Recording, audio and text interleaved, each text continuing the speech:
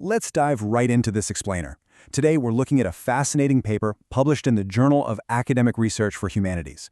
We are talking about a topic that literally touches almost every single one of us in the modern workforce, and that is how workplace monitoring actually shapes our behavior. The paper we're digging into is titled Managerial Surveillance and Employee Compliance in Market Organizations, a Foucauldian examination of disciplinary power. It's authored by Muqaddas Fatma, Mevish Muzaffar, and Dr. Mohammed Asaf. So, let me pose a pretty simple question. Does the mere possibility of being watched change how you behave at work? As we're going to see today, the psychological weight of potential surveillance is absolutely crucial to understanding modern organizational control. It isn't just about what your boss actually sees you do. It's really about what you think they might see, and how that idea burrows into your brain and turns into self-discipline. Here's a quick look at our agenda.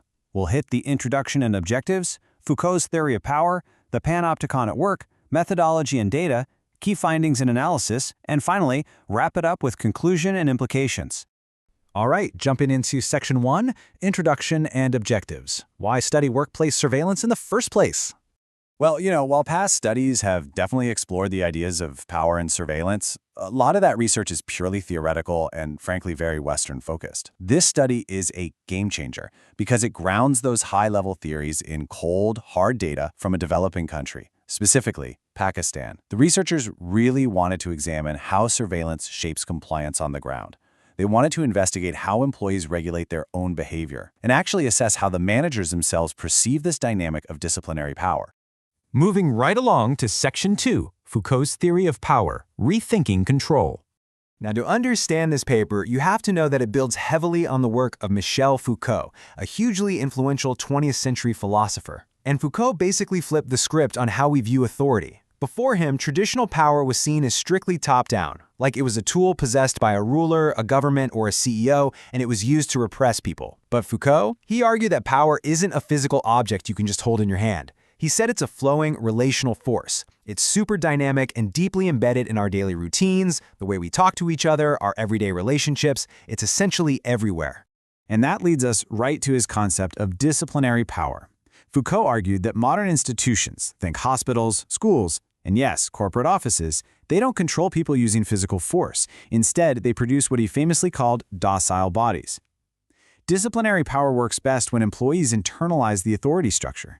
You basically become your own manager. You start policing yourself, making sure you look busy even when your boss is completely out of the office on vacation.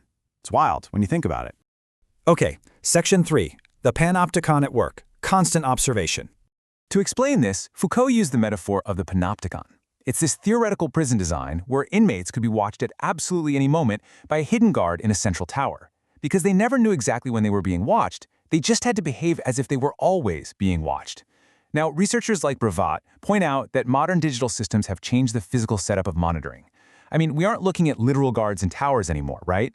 But Foucault's core idea hits the nail on the head even today. The mere perception of being watched is what enforces the discipline. The authors of the study mapped this out beautifully in their conceptual framework. If you follow the logic, it's like a chain reaction. Managerial surveillance, whether that's performance metrics or digital tracking, creates this panopticon effect where employees feel constantly observed. That feeling leads directly to internalized self-regulation or normalization. Ultimately, this gives you employee compliance. Interestingly enough, though, this model recognizes that wherever you find power, you're going to find resistance, which feeds right back into the whole system. Which brings us to Section 4, Methodology and Data, Testing the Theory. So how did they take these lofty philosophical concepts and actually test them? Well, they went straight to the source. They collected empirical data from exactly 40 market managers working in Karachi, Pakistan. They didn't just guess here, they were super rigorous. They spent 5 months running a quantitative study with random sampling. They crunched the numbers using industry-standard SPSS software. And they hit a Cronbach alpha of 0.87 on their 20-item questionnaire. If you know stats, you know that means their survey tool was rock solid and incredibly reliable for measuring these abstract social concepts. Let's look at the results in Section 5, key findings and analysis, what the data shows. The data here powerfully validates Foucault's theories. A pretty staggering 87.5% of respondents agreed that power is not just a tool for holding people down, it is productive. It actively produces knowledge, truth, and social order within the workplace. Only a tiny fraction of people disagreed with that. Furthermore, the data perfectly supports that panopticon theory in a real-world setting. 75% of managers affirm that workplace monitoring directly produces behavioral discipline. It literally shapes how employees navigate every minute of their workday. And we're not just talking about Big Brother security cameras or intense digital tracking. As we can see, 3/4 of the surveyed managers recognize that mundane, everyday rules like adhering to a strict dress code or making sure you clock in exactly at 9 a.m. are actually highly sophisticated forms of disciplinary power designed to normalize our behavior. But remember how Foucault argued the power is never an absolute one-way street? Where there is power, there is resistance? Well, 70% of the surveyed managers confirmed exactly that. Resistance isn't some rogue element operating totally outside the system. It naturally exists right inside those very power structures. Finally, we reach Section 6, Conclusion and Implications, the Modern Workplace. So what's the big takeaway from all this? The study concludes that while surveillance definitely gets people to comply, it comes with a heavy psychological weight. Managers absolutely need to acknowledge that these tools are actively shaping their team's mindset and identity, not just their raw output. Organizations are strongly advised to put clear, transparent monitoring policies in place so employees actually understand the why behind it all. Most importantly, leadership has to balance necessary disciplinary oversight with genuine trust and employee autonomy. Because honestly, if surveillance is seen as just a way to punish people, it creates a highly toxic, stressful environment that will completely crush team morale.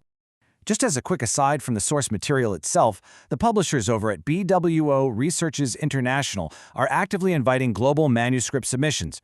They're encouraging scholars to check out their journals and contribute to the broader global research community by sharing insights with students and professors all over the world. So I'll leave you with this.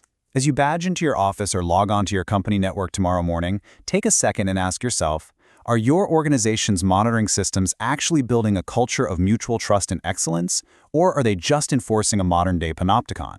Is that invisible eye truly making you a better worker, or simply a more docile, compliant one? Thanks so much for hanging out with us for this explainer. See you next time.